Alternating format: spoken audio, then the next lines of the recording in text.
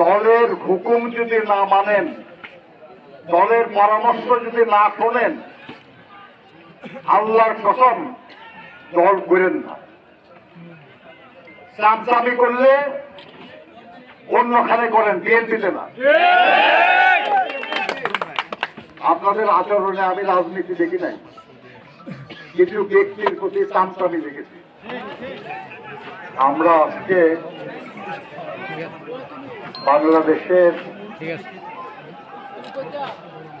গণতন্ত্রের মুক্তির লড়াইয়ের শহীদ একজন মহৎ মানুষের স্মৃতির প্রতি শ্রদ্ধা জানাতে এসেছি। তার পরিবার পরিজনদেরকে সহমর্মিতা জানাতে এসেছি। সাধ্য মতো তাদের পাশে দাঁড়ানোর জন্য আমরা আজকে এসেছি। আপনারা শুনেছেন যে আমাদের নেতা দেশনায়ক তারেক রহমানের নির্দেশ ক্রমে আমরা বিএনপি পরিবার নামের যে সংগঠনটি, যার আহ্বায়ক আতিকুর রহমান রুমন এখানে উপস্থিত, তারা সারা দেশে এই বিভিন্ন এলাকায় এর আগেও যারা শহীদ হয়েছিলেন তাদের পরিবারকে সহায়তা করেছেন। এই সাম্প্রতিক জুলাই আগস্টের আন্দোলনে যারা শহীদ হয়েছেন তাদেরও সহযোগিতা করার চেষ্টা করছেন। আমরা বিএনপির পক্ষ থেকে তাদের ধন্যবাদ জানাই। এই মোবাইলটা একটু বেশি আগে আছে। আমার একটা ধারণা ছিল, আমি যে বৃহত্তর ময়মনসিংহেরই একজন সন্তান, আমার বাড়ি জামালপুরে। অনেক দূরে আসছি আমরা একজন মানুষের প্রতি শ্রদ্ধা জানানোর। আমার বয়স ৭৭ হয়েছে, আমার মেরুদণ্ডে অপারেশন আছে। সেই অবস্থায় আসলাম যে একটা শহীদের প্রতি আমরা শ্রদ্ধা জানাবো। এখানে আপনাদের উমুক ভাই আর তুমুক ভাইয়ের স্লোগান শোনার জন্য আমরা আসি নাই।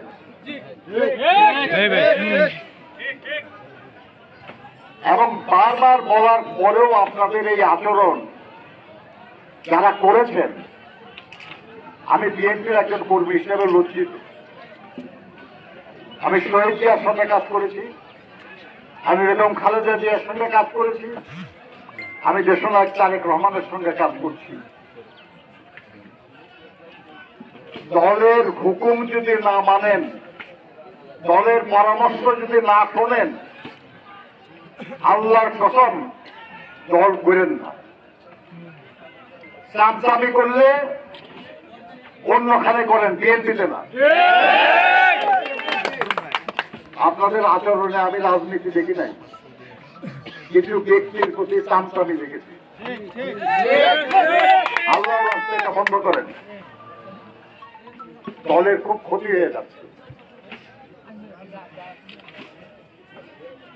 আমি তো স্থায়ী কমিটির সদস্য, অর্থাৎ পার্লামেন্টারি বোর্ডের সদস্য।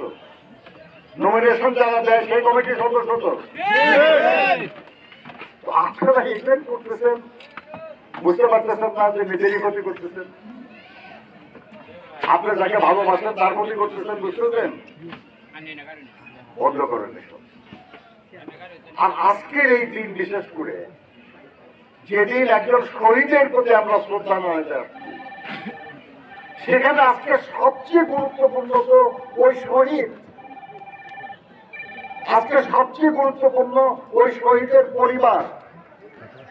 আমার কেউ গুরুত্বপূর্ণ, এখানে আমার যেসব নেতারা উপস্থিত আছেন তাদেরকেও গুরুত্বপূর্ণ।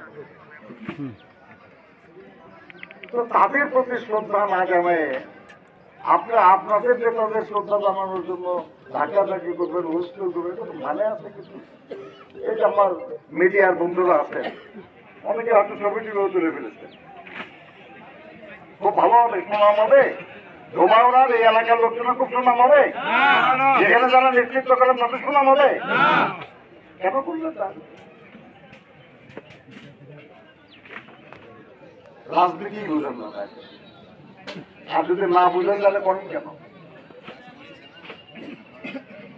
আপনাদের কতবার নিষেধ করা হয়েছে? আমাদের পার্টির সিদ্ধান্ত এটা যে আজকে দেশের একটা দুঃসময় যাচ্ছে, আমরা গণতন্ত্র ফিরে পাই নাই এখনো। আমরা স্বৈরাচার এবং ফ্যাসিবাদের পতন ঘটিয়েছি, কিন্তু গণতন্ত্র এখনো পুনঃপ্রতিষ্ঠা করতে পারি নাই। সেটা পুনঃপ্রতিষ্ঠা হবে নির্বাচিত একটা সরকারের মাধ্যমে, যখন এই দেশের মানুষ নির্বিঘ্নে ভোট দিতে পারবে এবং তাদের ভোটে একটা সরকার প্রতিষ্ঠিত হবে, তখন আমরা বলতে পারবো যে দেশে গণতন্ত্র পুনঃপ্রতিষ্ঠিত হয়েছে। একটু পিছাই ভাই। সেই জন্য যখন কাজ চলছে, সেই সময় যারা পরাজিত শক্তি তারা যখন বিশৃঙ্খলা করার চেষ্টা করছে, সেই সময় আরো যারা বিশৃঙ্খলা করে তাদেরকে আমাদের লোক মনে হবে না ওই পরাজিত শক্তির মনে হবে? তাহলে কি করতেছেন আপনারা? বন্ধুরা আমার, মৌলানা সাদিক এবং তার মতো আরো যেসব সহস্রাধিক মানুষ, কোন হিসাবে তার একটু কম কোথাও বেশি, যারা শহীদ হয়েছেন আমি তাদের সবার আত্মার মাগফিরাত কামনা করছি, তাদের স্মৃতির প্রতি শ্রদ্ধা জানাই, আল্লাহর কাছে প্রার্থনা করি যেন আল্লাহ তাদেরকে শহীদ হিসাবে কবুল করেন। যারা আহত হয়েছেন আমরা চাই আল্লাহ যেন তাদের দ্রুত সুস্থ করেন, এবং যার যা সাধ্য আছে, এখানে আমাদের বিএনপি নেতৃবৃন্দ আছে, আমি তাদেরকে অনুরোধ করবো যার যা সাধ্য আছে তাই নিয়ে ওই মানুষগুলির পাশে দাঁড়ান, তাদের সুস্থ করার চেষ্টা করুন, তাদের পুনর্বাসনের চেষ্টা করুন, শহীদ এবং আহত পরিবার সবার জন্য। আজকে বক্তৃতার কোনো বিষয় নাই। যে লড়াইয়ে আমাদের এই সাথীরা জীবন দিলেন, এই লড়াইটা ছিল দীর্ঘদিন ধরে চলা একটা আন্দোলনের চূড়ান্ত পর্যায়ে।